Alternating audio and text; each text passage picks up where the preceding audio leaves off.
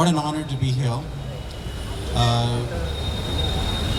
don't know if you read Mr. Tewari's book.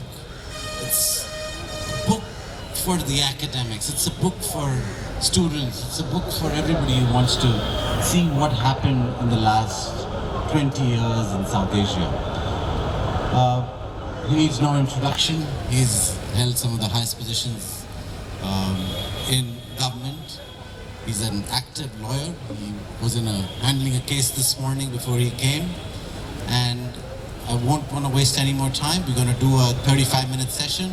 We'll leave 5 minutes open for Q&A if anybody has questions. Let me start by asking you, Mr. Tewari. You described the attacks on Mumbai as a failure of intelligence. And would you also describe that there have been many failures of intelligence in Kashmir as well? Do you think India's intelligence infrastructure is not doing a good job? Well, undoubtedly, 26/11 was a big one that we missed. And in fact, something very interesting in that particular chapter on 26/11, which people tend to overlook, and since you've covered Pakistan very extensively, it may be a bit of context for you, that in the September of 2000, in the March of 2007, or till the March of 2007, we actually had a very active back channel between India and Pakistan. So Ambassador Lamba, who unfortunately just passed away, and Tariq Aziz, his Pakistani counterpart. And they had almost negotiated the 4-point formula. And then Lal Masjid happened, and the lawyers' strike happened in Pakistan. And therefore, we, in our estimation, thought that President Musharraf would not have the political capital to be able to sell whatever was agreed to the people of Pakistan, and it didn't go forward. Subsequently, 3 months later, in the August of 2008, Musharraf resigned. And the resignation of President Musharraf, or when he demitted office, had something to do with the fast tracking of 26/11. Obviously, an operation of this size would have been in the works for a fairly long time. And to some extent, primarily because of that back-channel engagement and what had been happening between India and Pakistan between 2004 and 2008, when Prime Minister Vajpayee had traveled to Islamabad in the January of 2004, maybe, kept a lid on that. And so it's extremely interesting. And I think this is one aspect of 26/11 which really hasn't been ever investigated properly. That did the fast tracking of 26/11 have something to do with President Musharraf's departure? And we should have actually seen it coming. We should have been able to pick it up. And to answer your question, you see, I, way back in 2010, had moved a private member's bill to have, among other things, a legislative oversight over intelligence agencies. And the reason why I had suggested that particular bill, or why I had moved that particular bill, is because it's my estimation that the lack of oversight makes anybody lazy. And therefore, under those circumstances, given the kind of challenges that we have, I don't think we really should be missing the kind of things that we've kind of missed out over all these years. 26/11 being one, Kargil being the other, and you can go on. So what you are saying, Mr. Tewari, that there is more requirement of oversight for intelligence agencies, and possibly that's the way forward. Well, I think a robust oversight is essential, and in every democracy, in every evolved democracy everywhere in the world, there is independent legislative oversight. Now the government may argue that we have oversight because the agencies ultimately are answerable to the political executive. But then, as you're aware, government and the bureaucracy, the political executive and the bureaucracy, becomes a very incestuous kind of a relationship. And this relationship requires an independent and a robust oversight. And the practitioners that I've spoken to, people who've served in these agencies, in fact, I think one of them, Rana Banerjee, had done an independent report way back in 2010 for the IDSA, suggesting very much the same thing. So I guess this is something this is an idea whose time has come. So when we talk about the nuclear agreement with the United States, obviously it's a very important juncture of where India came. I'm sure you remember this, or you may not, but the BJP did a massive pushback against the civilian nuclear deal. There were charges of corruption, etc. while signing the deal. Explain to me, as you see India today, the way BJP is perceived. The nuclear deal is certainly part of the larger strategy. So why did the BJP push back against the nuclear deal then when they were signing with the United States? A lot of times, I guess our position on issues is determined by where we sit at a particular point in time. And I think that was what the BJP's problem was in 2004. They never expected that they would go out of government. And of course, the margin between them and the Congress then was barely 8 seats. And my sense is that they never reconciled themselves to being out of government. And then possibly they felt that the UPA, the first UPA government, was an extremely unwieldy coalition. It would collapse under the weight of its own contradictions, which didn't happen till 2008. So it was really fatuous, for the lack of a better word, the opposition to the nuclear deal, because what Prime Minister Dr. Manmohan Singh was doing was really following through on the next steps in strategic partnership which the then NDA government under Prime Minister Vajpayee, in which Mr. L.K. Advani, Mr. Jaswant Singh, who were all in the forefront of opposing the nuclear deal, were very important ministers. So honestly, I also never understood as to why did they take the position which they ended up taking. In your book, you talk about the CDS, the whole putting together of the defense infrastructure under one roof, like many other countries of the world. In that, you talk about the standoff between Prime Minister Manmohan Singh's government and then Chief of Army Staff General V.K. Singh, and how there was a lot of conversation around troops have been moved, but again the Defense Secretary in the meeting talks about, says, well, it's all, business as usual, but at the back end everybody knew the troops had been moved, things were happening. Explain to me how that disconnection between India's civilian authority and the military leadership happened. Can you shed a little light on that? Well, I think you've really touched upon something which is extremely fundamental. Our biggest success as a democracy over the past 75 years is the manner in which we've handled our civil-military relationship.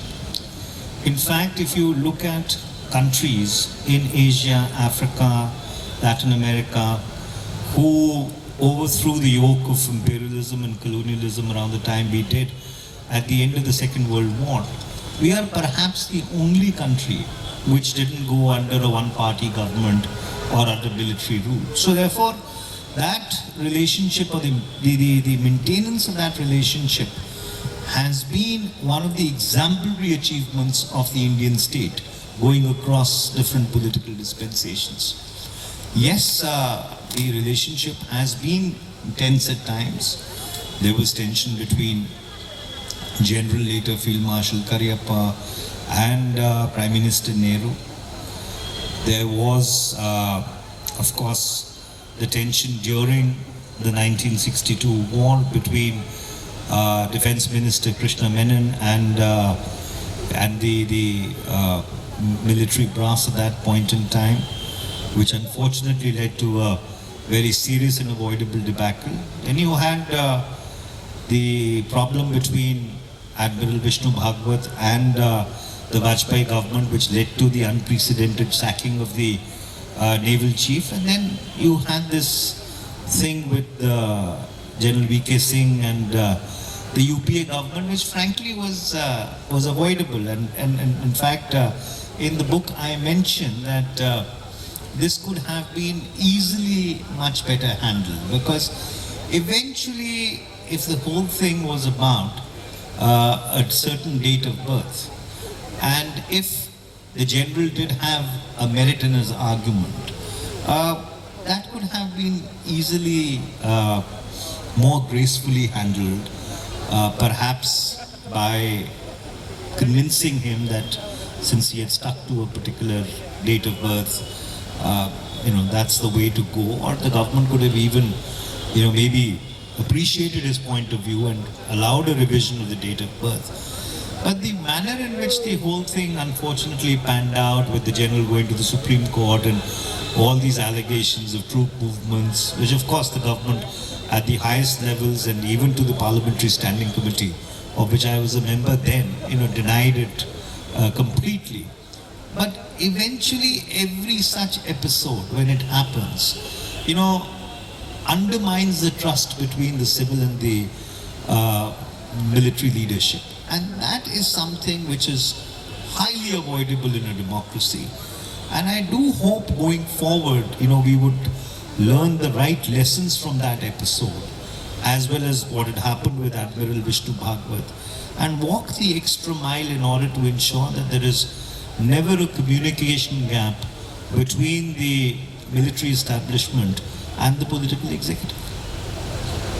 So you talk about Doklam, Galwan, etc. You say that almost the end product of 1962 and 2020 was about the same, beyond the two things. One, a lot of land continues to be occupied by the Chinese today. And two, the parliamentary session that was held in secret and not openly, unlike 1962 when Vajpayee asked for an open session after the 1962 debacle, and it was held openly. But in this case, the session was held in secrecy, which means people don't know exactly what has unfolded. So when you talk about the end of the Chinese hostilities in 1962, and when you talk about the hostilities now at the end of in the 2019-20, the situation is very different. Can you please help describe that to the audience? Well, just a factual correction, there's been no parliament's discussion on China, whether secret or otherwise. There's just been no discussion in parliament on China since the April of 2020. And in fact, the government has stonewalled every parliamentary question with regard to the Chinese aggression on this specious excuse that it impinges upon national security. If you can't trust your own parliament, then I do not know whom would you trust. You see, fundamentally, when you look back with some perspective, I think 62 happened primarily because before or at the end of the Second World War, when China got independent, or China got a communist government in 49 and India became independent 2 years earlier in 1947. The perception was not about hard boundaries. It was frontier tracts. So therefore, by customary convention, you would know where your territory ended and somebody else's territory started. So that those hard delineation of Westphalian borders, which started happening in Europe with the Peace of Westphalia in 1648, that never really happened in this part of the world. And I think therein lies the problem, that we've not been able to reconcile differences which are easily reconcilable. Because ultimately, if you look at it, China had land boundary issues with 17 out of the 19 of its neighbors. In fact, with all 19 neighbors. It's resolved its land boundary issues with 17 of them, except India and by extension Bhutan. And the Chinese have settled for much less than what they had claimed. So all of China's outstanding disputes, territorial disputes, are in the maritime domain. Except for India and Bhutan, there are none here. So if China was willing to settle with 17 countries, then why not with India and by extension Bhutan? And the reason for that is, I think we've just taken, both us and China, have just taken a very, very hard position. And ultimately, boundary disputes do get settled by land swaps. You know, you settled with Bangladesh, right? You had a land swap and you've settled it.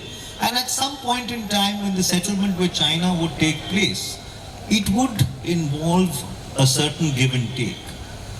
And that certain give and take, according to what the Chinese have proposed now, going back almost to the early 60s, is that you accept our claims in the western sector and we will accept your claims in the eastern sector.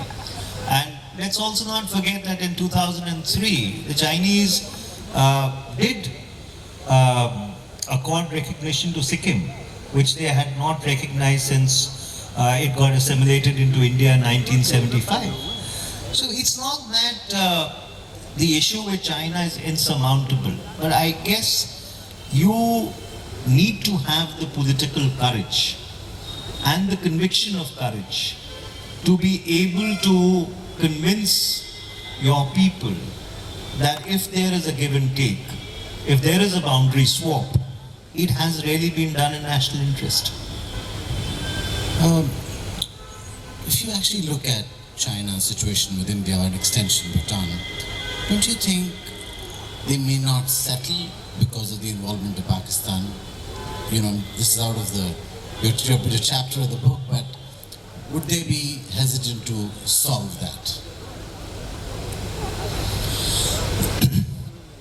Look, Pakistan is a very convenient cat's paw which China has, because Pakistan is their suboptimal option in order to ensure that India doesn't break out of South Asia.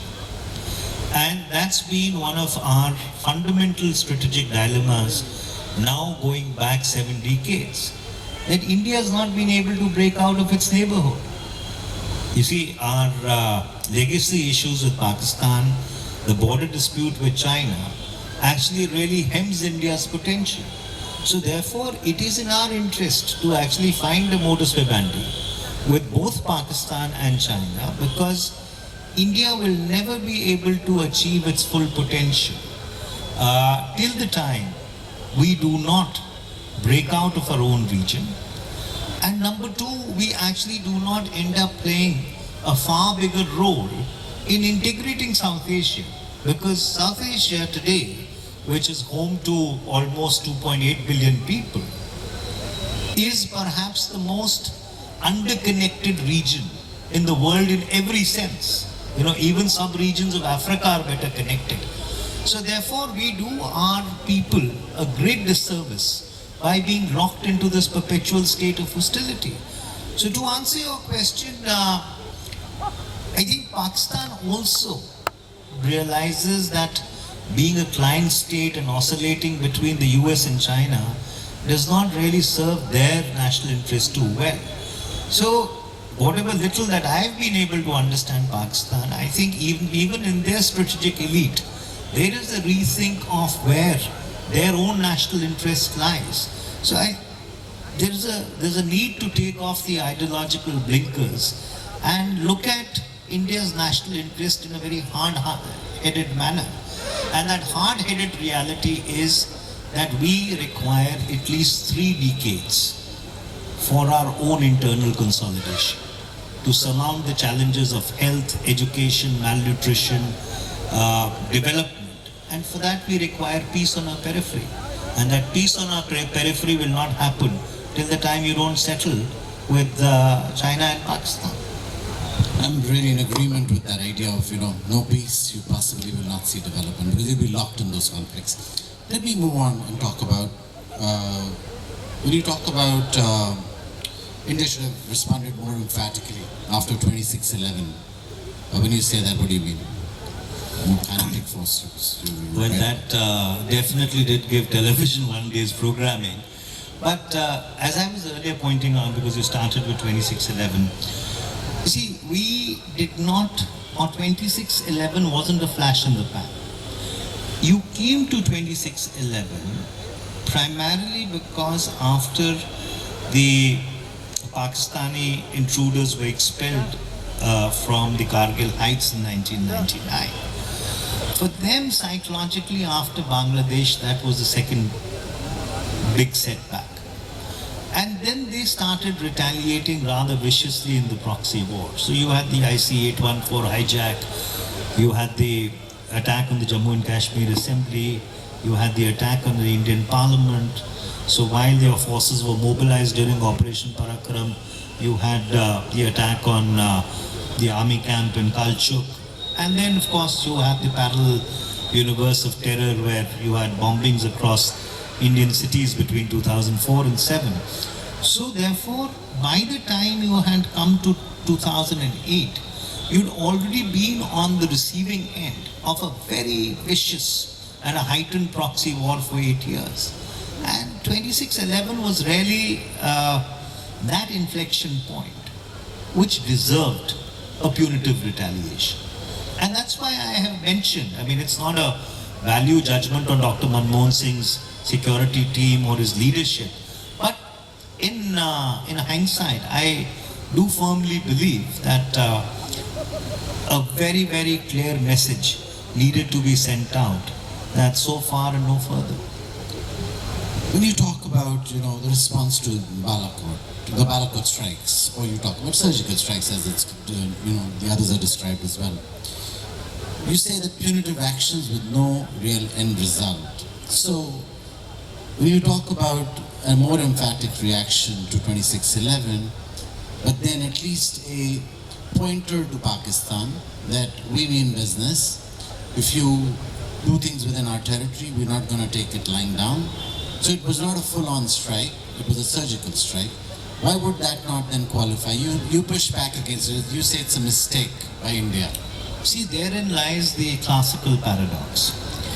So while I argue in one part of the book or one chapter that 26/11 deserved a more kinetic response, yet I am not convinced that the so-called surgical strikes, and of course that's not the first time it had happened, going back to 1998, you've had these regular border action teams from both sides coming across and doing stuff. And then, of course, you had Balakot. You see, eventually, any action overt or covert, the objective is to bring about a behavior change in the disposition of your adversary. That there will be a cost to the actions that you undertake or you initiate. Now, there is no empirical evidence so far that there really has been a change in the behavior of the Pakistani deep state, insofar as that they have not, that they have stopped festering all those proxies, and they have stopped festering all those tanzeems which they have been patronizing now for over 3 decades since the Afghan jihad ended. Fortunately, there has been no major terror attack since the February of 2019. But should we take it as evidence of the success of the surgical strikes or what we did in Balakot? I think if we were to do that, we perhaps would be a little too sanguine, because as of now, or till now, I don't think that there is evidence that the Pakistani deep state has really given up on the strategy or the tactics that they had been using till now.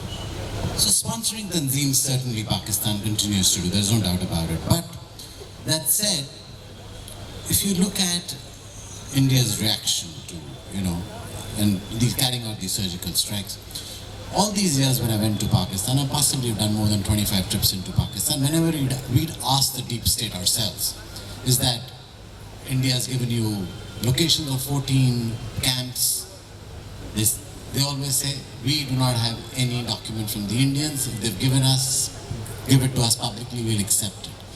But here, the Modi government had gone out and said, here is your camp, we're striking at it and taking it out.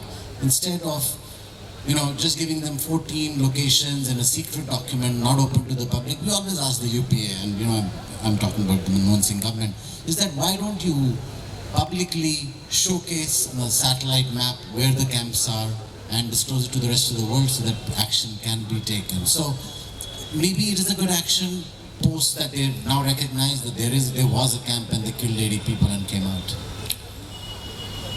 Look, so therefore, what you have available in the public domain is information that we had carried out a strike in Balakot. What you also have in the public domain is a denial by Pakistan that you did not hit anything of consequence. What you also have is independent reports by people who have no axe to grind either way, based on satellite imagery, which does not seem to indicate that the strike had the intended, or it hit the intended objective, if at all that there was an objective. Because eventually, there is this report by the Forensic Science Laboratory or of the Atlantic Council, then there are other independence reports based on satellite imagery. So the point I'm trying to make is that yes, the NDA BJP government, kind of did extend the threshold, which is that if there is going to be a strike, there would be a retaliation. It's another matter then you go up a very dangerous escalatory cycle, and in the absence of any off ramps, it can go, anywhere. That's a different argument. But on the substance of the strike itself, I think dehorsed the very muscular rhetoric which went around at that point in time. The evidence with regard to its efficacy is really thin. That's the point I was trying to make. No, I totally appreciate that. We have very little time, so I'm going to go to the last question. It's a little controversial in today's environment in India, if I want to praise it. In your chapter on 2611, you talk about Shakil Ahmed, who's supposed to brief the media on the day, but you were asked to brief the media. Many insinuated that you'd been asked to do the briefing because Shakil, being a Muslim, shouldn't have done the briefing in the changed landscape of India. There's the whole landscape today trying, suggesting segregation of Muslims. And in a city of Lucknow, where a large population, is Muslim. When you say, that it would have been good for him to have briefed the media, it would have been a national interest, what are you saying? Well, essentially, I don't think the book says that Dr. Shakil Ahmed misunderstood the change of the person who was going to brief that particular day. I've said that, certain very mischievous journalists did try to convey to him that the reason why this particular change was carried out had something to do with the community that he came from, which was completely and absolutely erroneous and totally untrue. I guess because, I have an interest in this particular area, was enough knowledge available that, I kind of know the lay of the land, and maybe that's the reason why it was decided. But if I were to sort of rewind back, I would still hold the opinion which I've articulated in the book, that it would have been better if he would have briefed. Primarily because, unfortunately, whenever something happens with Pakistan, it gives people the opportunity, which they very readily avail, to run this entire discourse of polarization. And India's greatest strength against its external adversaries is its internal cohesion. And in the past 8 years, unfortunately, what we've witnessed is a diminution of that internal cohesion. And at some point in time, this entire policy or philosophy of trying to emphasize the otherness of the other, I think is going to even dehorse everything else, hurt our national security also in a big way, because there is no bigger an insurance of a nation's security than the cohesion of its own population. Thank you, Manish. Really honestly, what a lovely book.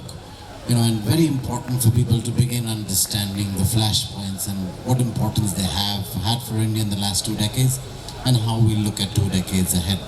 I want to, open the floor to people who may want to ask a question. Please go ahead. Thank you for an enlightening session, sir. As we speak, the ex-Prime Minister of our neighbor has been shot at, Mr. Imran Khan. One bullet is out, one is still in the leg.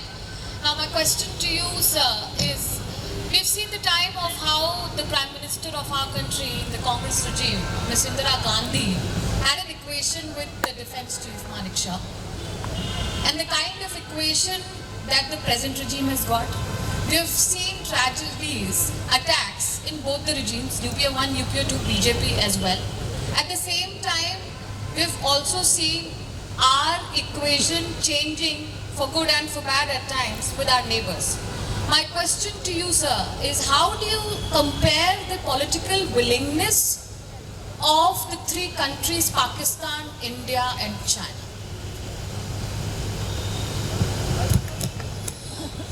Thank you very much. That's a whole set of questions rather than a single question. But political willingness to do what? Is there a willingness to try and cohabit in a peaceful manner? Well, I think it's both a yes and a no. In my estimation, and a lot of people do not agree with this assessment, but I guess within Pakistan there's been a reappreciation of where their national interest also lies.